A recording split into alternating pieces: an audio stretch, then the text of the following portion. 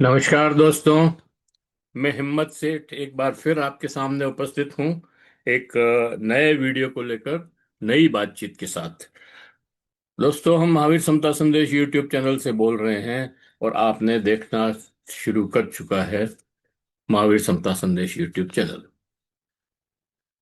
दोस्तों, ईरान पे जो युद्ध अमेरिका और इजराइल ने थोपा था, अब लगता है कि वो खुद ही उसमें फंस गए हैं। सोच के तो ये आए थे, अमेरिका और इजराइल, नेतन्याहू और ट्रम्प साहब, कि जैसे वेनेजुएला में हमने सेना उतारी और प्रेसिडेंट को वहां के बंदी बनाया, अगवा किया और उठा के ले आए उनकी पत्नी को, दोनों को।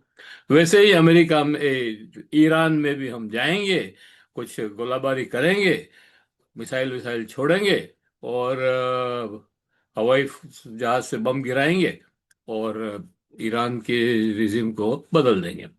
और कोशिश की उन्होंने पूरी, कि उन्होंने मतलब सुप्रीम लीडर, ईरान के सुप्रीम लीडर अली खोमनई को असैसिनेट कर दिया, मार दिया उनको, हत्या कर दी उनकी। और उनके साथ 30 सेना के बड़े अधिकारियों को भी मार दिया। तो एक तरह से उन्होंने, उनका प्रयास पूरा हो गया कि उन्होंने मतलब रिजीम खत्म कर दी, जो जिनके पास सत्ता थी उनको हटा दिया। लेकिन ईरान में दोस्तों, वो सत्ता जो है एक आदमी के हाथ में नहीं रहती है। और दूसरी बात यह है कि ईरान में सक्सेसर पहले से तय हैं। एक दो तीन चार, एक मरेगा, दूसरा दूसरा मरेगा, तीसरा तीसरा मरेगा, चौथा, इस तरह से लाइन लगी हुई है कि कौन, किसकी डेथ होगी तब उसकी जगह कौन लेगा।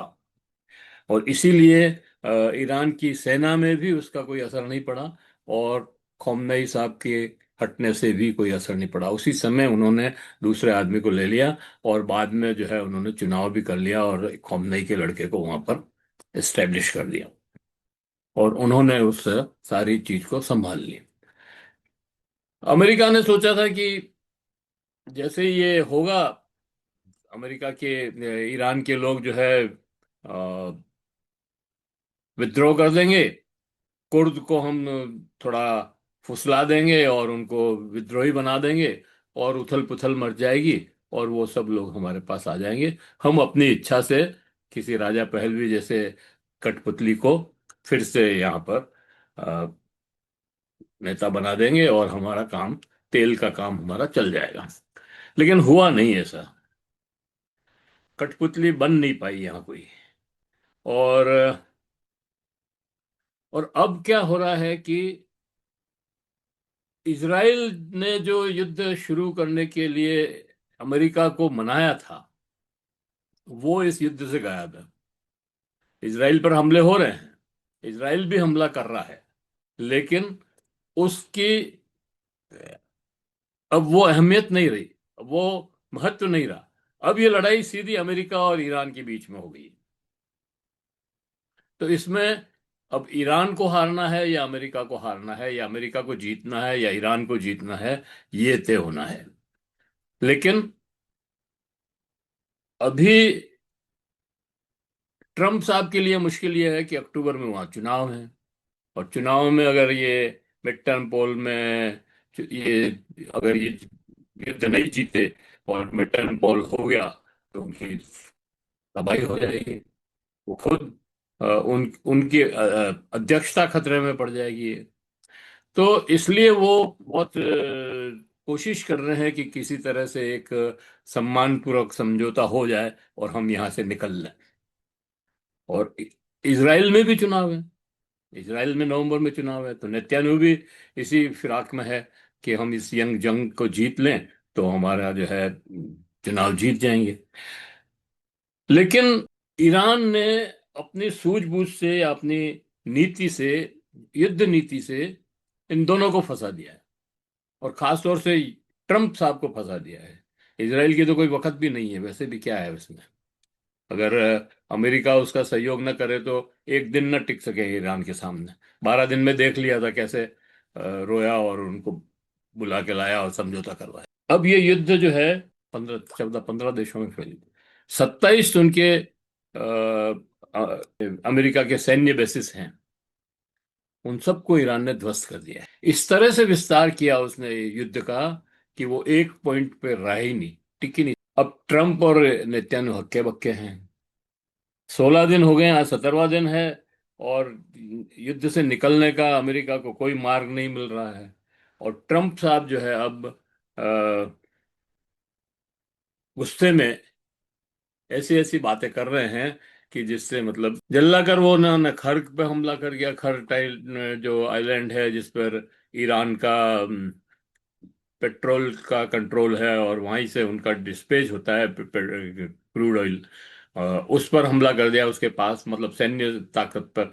और और धमकी दी है कि हम इस क्रूड ऑयल के इस डिपो को भी हम उड़ा देंगे अगर ईरान ने नहीं माना। लेकिन ईरान नहीं डरा। ईरान ने कहा अच्छा, उसने जवाब दे दिया। उसने दुबई पे हमला कर दिया, उसने अबू धाबी पे हमला कर दिया, उसने कतर पे हमला कर दिया। तो उसने जो है दुबई के बैंकों पे हमला कर दिया। उनके एस्टेब्लिशमेंट, आर्थिक जो एस्टेब्लिशमेंट है, उनके इकोनॉमिक एस्टेब्लिशमेंट, बिजनेस एस्टेब्लिशमेंट हैं, उन पर हमला कर दिया। तो इस तरह से मतलब सारे मामले को उन्होंने ये कर दिया है कि वो और ज्यादा फैल गया। अब अब फंस गया मामला हॉर्मुज पर। ईरान ने उस पर कब्जा कर रखा है, उसके नियंत्रण में है हॉर्मुज। और हॉर्मुज से तेल के टैंक नहीं निकल रहे हैं, या और सामान के टैंक नहीं निकल रहे हैं। तो वैश्विक मंदी का खतरा बढ़ गया है, वैश्विक महंगाई का खतरा बढ़ गया है। और इस तरह से अमेरिका के पास जो है, अमेरिका इससे परेशान है। अमेरिका ने मतलब अमेरिका ने कहा है अपने नाटो देशों को, यूरोप के देशों को खास तौर से स्पेन और इटली और जर्मनी और फ्रांस और ब्रिटेन और इन लोगों से कि भाई आप लोग भी अपने जहाज हॉर्मुज में भेजो, ताकि उसको खोला खुलवाया जा सके। लेकिन इटली ने मना कर दिया, कहा कि ये हमारी लड़ाई नहीं है। स्पेन ने पहले ही मना कर दिया था कि हमारे जो लैंड है उसका हम उपयोग नहीं होने देंगे। ब्रिटेन ने अपनी लैंड को तो उपयोग करने दिया है, लेकिन लड़ाई में भाग करने से मना कर दिया है।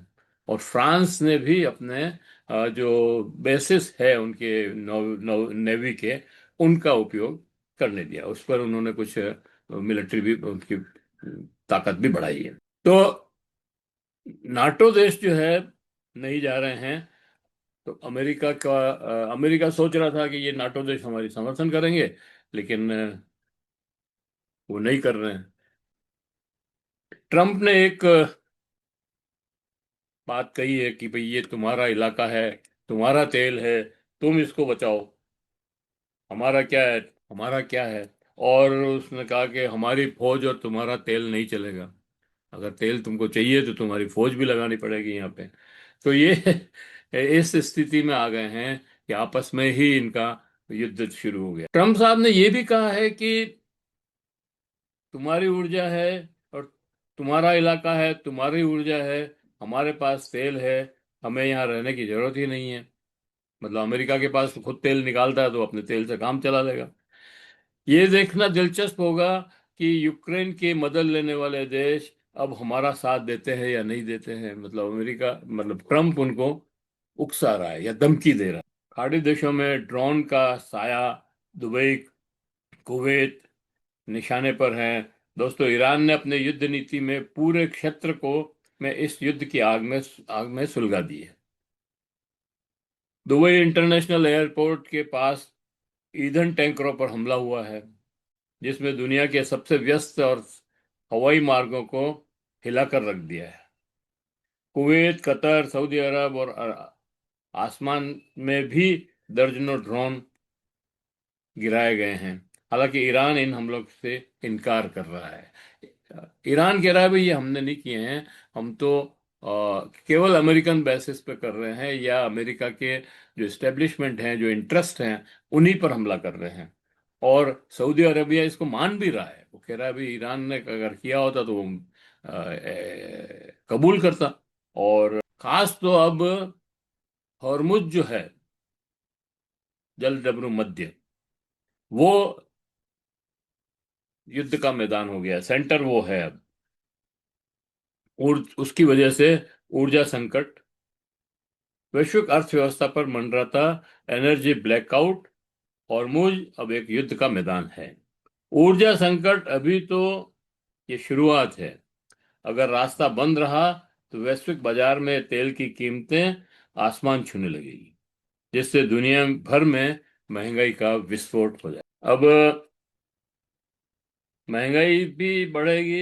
एक खतरा इसमें और ये नजर आ रहा है कि क्या ये तीसरे युद्ध की आहट है, क्योंकि जितने भी युद्ध आसपास के क्षेत्र हैं, आसपास के देश हैं उस क्षेत्र के, उन सब में बम गिराए हैं। और वो सब अगर युद्ध करने आ जाते हैं, यूरोप के देश अगर युद्ध करने आ जाते हैं, और चीन और रूस जो है ईरान को पीछे से मदद कर रहा है, अगर इस तरह की हालात बने तो वो भी खुल करके सामने आ जाएंगे। तो फिर तो विश्व युद्ध हो ही गया। लेकिन इसमें एक और बात है कि जापान ने और ऑस्ट्रेलिया ने अपने जहाज भेजने से मना कर दिया है। जैसे स्पेन ने और इटली ने मना किया, वैसे ही जापान ने और इटली ने भी, ऑस्ट्रेलिया ने भी अपने जहाज भेजने से मना कर दिए। इससे ट्रंप की रणनीति को बड़ा झटका लगा। ये युद्ध अब केवल दो देशों के बीच नहीं रहा है, बल्कि ये वैश्विक व्यवस्था के बिखरने और एक नई और अधिक हिंसक दौर की शुरुआत के संकेत हैं। इस संघर्ष का असर लेबनान में भी पड़ा है। अब ये लेबनान में तो इजराइल लड़ रहा है, वहां अमेरिका नहीं है।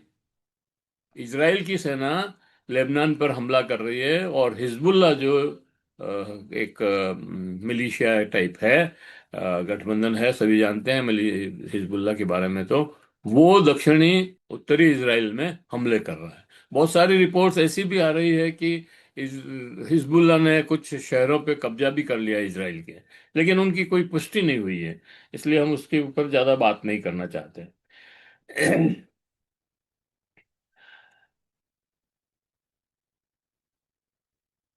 दावा किया है कि उसने दक्षिणी लेबनान के वहां इलाके के पास इजराइल सैनिकों पर हमला किया। साथ ही इजराइल लेबनान सीमा के पास स्थित किरीपात स्याना और अवीवेक जैसे कस्बों को भी निशाना बनाया है।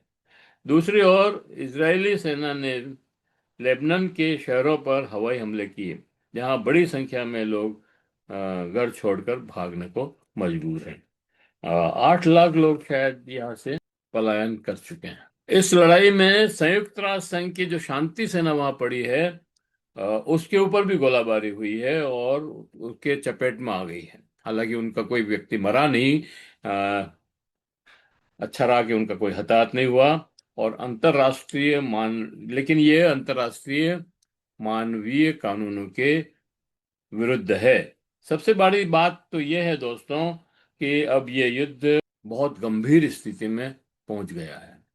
एक पत्रकार जो हमारे प्रधानमंत्री जी के साथ गए थे इजराइल, और वो वहीं रह गए, प्रधानमंत्री जी वापस आ गए और दूसरे दिन वहां चूंकि युद्ध हो गया तो वो फंस गए वहां पे। वो बताते हैं बड़ी मुश्किल से वो जब आए हैं यहाँ पे, तो कह रहे हैं 100 फीट नीचे बंकर बने हुए हैं इजराइल में, और वो बंकर लाशों से के ढेर पड़े हैं उसके अंदर। मतलब इतने लोग मरे हैं। इजराइल बता नहीं रहा है कि कितने लोग मरे हैं, लेकिन इसराइल का बहुत बड़ा नुकसान हुआ है। इसराइल की टेक्नोलॉजी फेल हो गई, उसके रडार सिस्टम फेल हो गया, उसके इंटरसेप्टर फेल हो गए, उसका ये आयरन डॉम जिसके ऊपर बहुत गर्व था उनको, वो सब खत्म हो गया। और अब वो अमेरिका से सुरक्षा मांगे। इधर जनरल दयाल और प्रवीण सहानी कहते हैं कि अगर अमेरिका फंस गया, किसी भी तरह से जीत नहीं पाए, और निकल नहीं सकता इस युद्ध में, कोई ऐसी स्थिति नहीं बनी, कोई समझौता नहीं हुआ, तो वो अणु बम का भी सहारा ले सकते हैं, वो परमाणु बम भी गिरा सकते हैं। तो हालांकि वो ये कह रहे हैं कि वो गिराएगा नहीं, लेकिन ऐसा कर सकते हैं, क्योंकि ट्रम्प कह रहा है कि मैं आधा घंटे में लड़ाई समाप्त कर सकता हूं। अगर आधा घंटे में लड़ाई समाप्त कर सकता है, तो सिवाय परमाणु बम के और कोई विकल्प नहीं है इस लड़ाई को खत्म करने का। और ईरान ने तो बहुत सारी टनल्स बना रखी है अंदर, और उन टनल्स में वो मिसाइल्स लगी हुई है, क्रूज मिसाइल भी है, और वो बैलिस्टिक मिसाइल भी उसमें लगी हुई है। तो और ईरान जो है कोई छोटी मोटी चीज नहीं है, उसके 10 लाख की सेना है, और इतने ही उसकी वो मिलिशिया है, काफी लंबी चौड़ी। 10% इसकी मिलिशिया है, मतलब 80,000 या 1 लाख मिलिशिया है, जो मतलब हिजबुल्ला, हुती, हमास, ये इराक के मिलिशिया, अ, सीरिया के में मलेशिया, इस तरह से बहुत लंबा चौड़ा उनका जो है फैलाव है। और यहाँ पर अमेरिका चाहे तो भी ग्राउंड रिजीम, मतलब रिजीम चेंज का मतलब है कि आपको वहां पर धरती पे उतर कर लड़ाई लड़नी पड़ेगी, और वो अमेरिका किसी भी हालत में हिम्मत नहीं कर सकता है। नाटो टूट रहा है, मैंने पहले भी बताया आपको, और इटली और स्पेन ने मना कर दिया है। और ये एक इलीगल लड़ाई है, इसकी न तो संयुक्त राष्ट्र संघ से परमिशन है, स्वीकृति है, और न ही यूएस कांग्रेस ने इसकी स्वीकृति दी है। तो अमेरिका एक इलीगल लड़ाई लड़ रहा है। ईरान को भी नुकसान बहुत ज्यादा हुआ है, लेकिन ईरान को हराया नहीं जा सकता, क्योंकि वो अपने एग्जिस्टेंस की लड़ाई लड़ रहा है। और जब एग्जिस्टेंस की लड़ाई लड़ रहा है, तो कोई वो अपने किसी की परवाह नहीं। ईरान के पास 70,000 ड्रोन्स पड़े हैं अभी भी, और वो जब चाहे उनसे हमला कर सकते। और दोस्तों, ये बहुत ही साफ बात है कि हमारे जो जहाज वहाँ जलडब्रू मध्य में फंसे हुए हैं, अ, हमारे प्रधानमंत्री जी ने राष्ट्रपति से बात की, ईरान के राष्ट्रपति से। तो ईरान के राष्ट्रपति ने कहा कि हम आपके जहाज को तो निकाल देंगे, आप ब्रिक्स के अध्यक्ष हैं, तो ब्रिक्स की तरफ से एक बयान जारी कीजिए कि हम ये युद्ध जो है, इस युद्ध की निंदा करते हैं, इतना ही बयान जारी कर दीजिए। लेकिन हमारे प्रधानमंत्री से वो भी नहीं हो रहा है, और हमें कह रहे हैं कि वो ईरान ने वहां पर जल डब्रू मध्य में कंट्रोल कर रखा है, इसलिए नहीं आ रहा। अरे भाई, आप इराक ब्रिक्स के अध्यक्ष हो, तो ये आपकी ड्यूटी है कि ब्रिक्स की तरफ से आप एक प्रस्ताव पास करें, और कम से कम ये तो करें ही कि भाई अली खamenei की जो हत्या हुई है उसकी निंदा करें। इसमें क्या दिक्कत है? अमेरिका ने जो हमला किया उसकी निंदा करते हैं।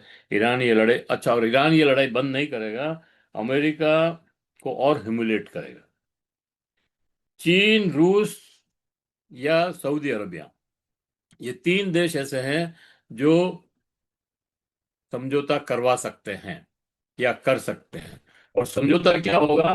समझौता ये है कि gulf of gulf corporation council के ये जो सदस्य हैं देश, जहां पर अमेरिका के बेसिस बने हुए हैं, ये गल्फ काउंसिल के देश ये कहें, मतलब इसके लिए प्रस्ताव पास करें कि हम अमेरिका हमारे यहाँ से अपने बेस हटा ले, तो समझौता हो सकता है।